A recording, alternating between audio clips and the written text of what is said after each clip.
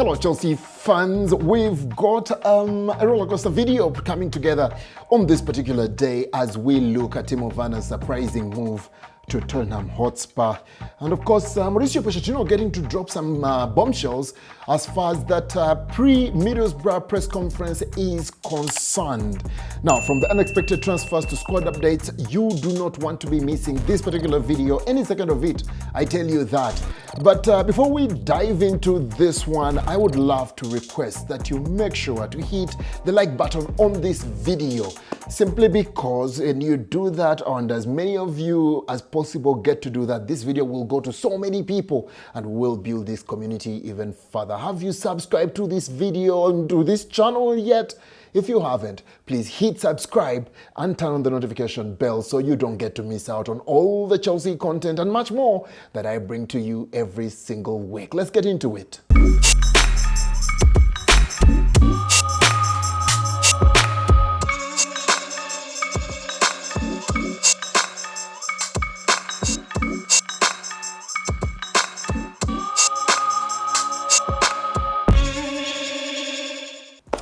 Alright guys, my name is Desire Derrickford Mugumisa, and yes, welcome to Mugumisa Talks Chelsea.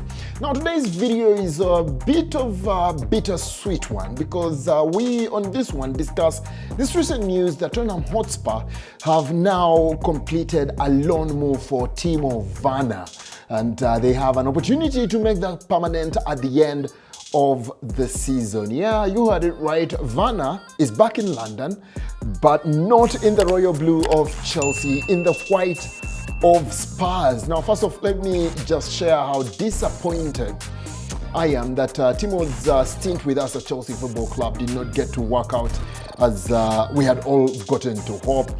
When he arrived back in, that must have been 2020, because it was all COVID times and all of that. I remember that video that he recorded to announce that, hey, Chelsea fans, I'll be coming to you, I think, at the end of the season and all of those kinds of things. We paid about £45 million for this young man. And of course, the expectations were high. Like NKUNKU, he was banging in the goals back then. Matter of fact, there are people who believe that he was banging those goals because there was NKUNKU. And I get to wonder, was there an opportunity that we could have gotten Werner and NKUNKU reunited at Chelsea Football Club, or have we gone such a different direction that that is not a kind of bet we would want to do? There has been arguments, good arguments, that NKUNKU and Werner worked out so well. NKUNKU was the reason as to why Werner worked so well for many people. Is that something that we thought would have worked out, or maybe I'm just thinking this direction because he's going to go to Spurs and not come to us? Unfortunately, when Werner came to us, the goals did not come the way we had expected. They didn't flow at all, and he eventually returned to RB Leipzig. That was in 2022. Now, as he heads to Spurs on that loan, for me, I can't help but wish him the best, really. We've seen that is Spurs. I mean, Werner get to don our Chelsea jersey, and despite those ups and downs, he played a crucial part, in our history so far. He was part of that team that won that Champions League when, of course, Havertz was the one getting to score that goal. He's a guy who, even when the goals were not coming, he was pouring body, like many of us love to say. He was working hard. He was running up and down the pitch. The sight of him missing a goal and all of that was not a good sight, but he was putting in the work. Unfortunately, well, what we can do for now is wish him good luck at Spurs, but just not against Chelsea, right?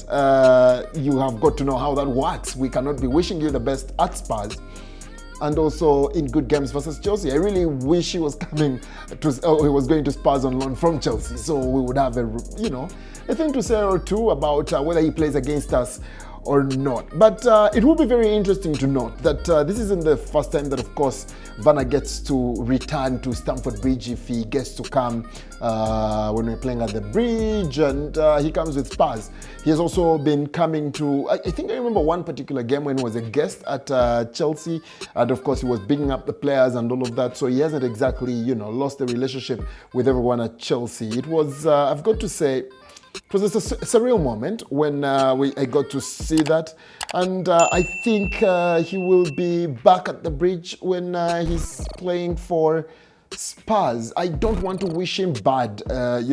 His recent starts at RB Leipzig have not looked good, because what we are understanding now is that in 14 games he has managed to play, he's only managed 2 goals in those appearances, and it seems like he's decided that he needs a fresh start in there. Their coach at Leipzig, Marco Rose, also formerly at Borussia Dortmund, he confirmed the move, mentioning that, of course, Timo's desire to go on loan at Spurs, especially with the Euros coming up in the horizon, is one that they didn't want to stop him to do. They love him and all of those things, and if he has an opportunity to go to the Euros, play more and get an opportunity to go to the Euros, then they were never going to be stopping him right there.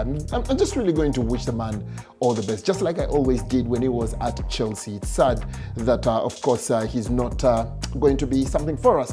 At Spurs, of course, he has an opportunity to play football. Son Heung-min is away to the Asian Cup. Madison has not been the most fit of players in there, and you want to think that, Werner will feel like he has an opportunity to have that fresh start and be the man that they get to count on for the goals. I really pray it works out for him. Now, of course, Spurs have an interesting trip to Manchester United next Sunday, which will be January the 14th, I do believe. And it will be very intriguing to watch Werner hopefully score on debut against Manchester United. Remember, Manchester United will...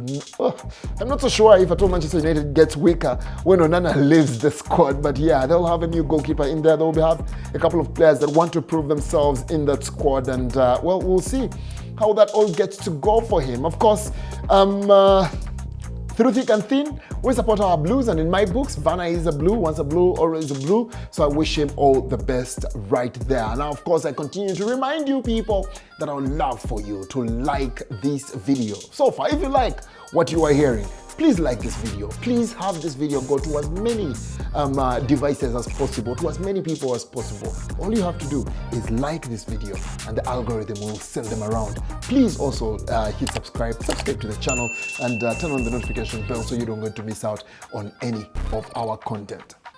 All right, now let's get to dive into the big story, because we have Middlesbrough in the first leg of the Carabao Cup coming up, and Mauricio Pochettino addressed a press conference ahead of that particular game.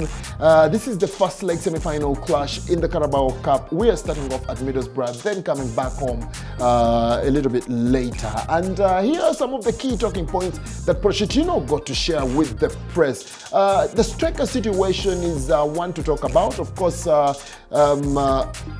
Pochettino coming out to express his confidence in the striking options that he does have at the club, and stating that there is no need to dive into the market simply because Broja is the only out-and-out striker available. Nicholas Jackson, if you might have missed that, is at the Africa Cup of Nations. And then, of course, you have NKUNKU, who has a hip injury that, of course, the coach insists is not so serious, so he's not available. That would have been the other option as far as striking is concerned. I think the team picks itself as far as the striking is concerned, because that should be that Broja should be starting. At worst, Palmer gets to start as the half-9 or anything, but I think both of them will be starting that game at Middlesbrough. But of course, Pochettino coming out to state that we have people like Broja, we have people like Palmer, they can all play as strikers, so there is no need to panic and dive into the market in there. Now, Pochettino also mentioned that there are ongoing assessments and normal work in the transfer window, indicating that, of course, if any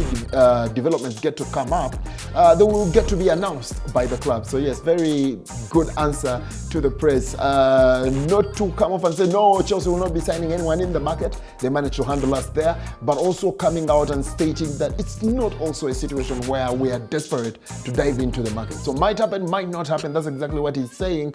And that's very good management of the noise around the transfers, because if he had said we are not going to sign, a couple of people are going to come and say, we have Nicholas Jackson as our striker and you don't want to be going in for a striker this January or anything. So he keeps us quiet because he leaves us guessing and saying, well, let's wait and see what gets to happen. Pochettino also spoke about the injuries. Of course, I just hinted at NKUNKU because he remains among the 11 players that continue to be absent for Chelsea through injury. And Pochettino also clarifying that the current issue for that is NKUNKU is a small one, not an aggravated knee injury. It's not something connected to the injury that had kept him out for such a long time. It's something small. There is actually an opportunity that he might be available over the weekend in NKUNKU.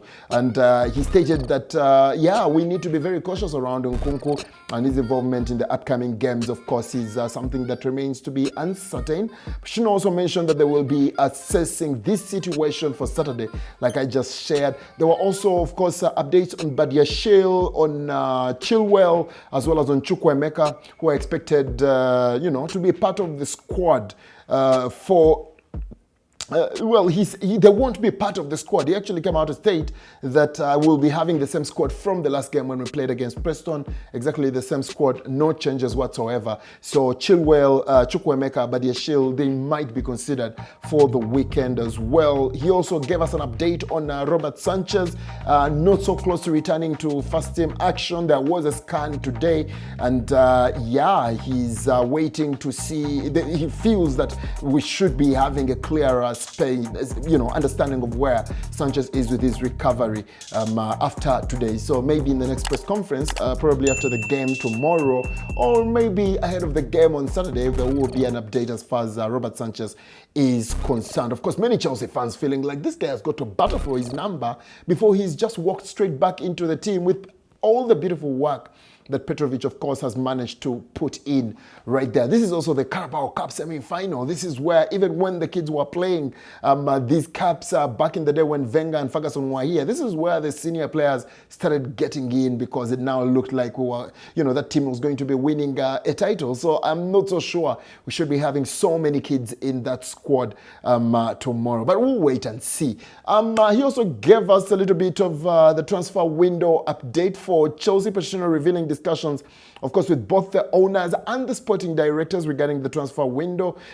He still came out and said, I'm satisfied with the kind of players that I do have, and of course, the availability of versatile players. Now, of course, this is something that contradicts what he said after one of those losses, and he said, we'll get to solve this in the transfer window and all of those kinds of things. Maybe he was angry, he was on pressure, and whatever it is, but he seems to be more confident in the squad now. Maybe there's been some improvements that he's gotten to see that get to favor the way he prefers to have this Chelsea side get to play. He also mentioned the positive impact of the so-called second-line players like Broja and Palmer, highlighting their ability, of course, to contribute to the goal scoring and winning of games. I think that was a beautiful header coming in from Broja. It will have given a lot of us a lot of positivity and hope as far as this club is concerned. So yes, he says we will be weighing up all the options in the market.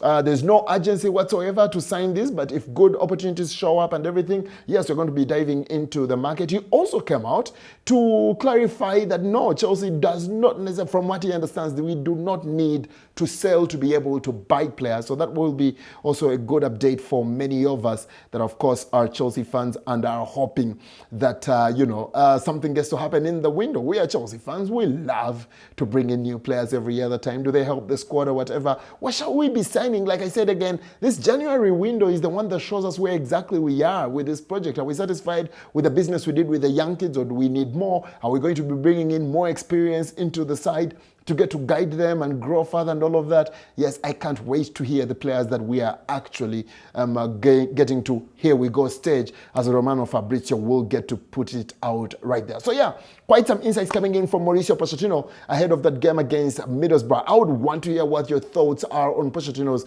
comments as well. The comment section below is where I want all that conversation to be joining in there. Your opinions are very important to how we continue to create this content that we do. So I will be hoping that you you can get to share with me as much of that as possible. Once again, I remind you, please like this video if you like the content so far so that we can keep growing this community. Subscribe to the channel, and yes, please turn on that notification bell so you can keep getting all the updates when we get to put up the content. My name is Desire Derek Ford Mugumisa. This was yet another video on Mugumisa Talks Chelsea, and until the next video, please keep the blue flag flying high. Have you liked the video? Have you? Please do.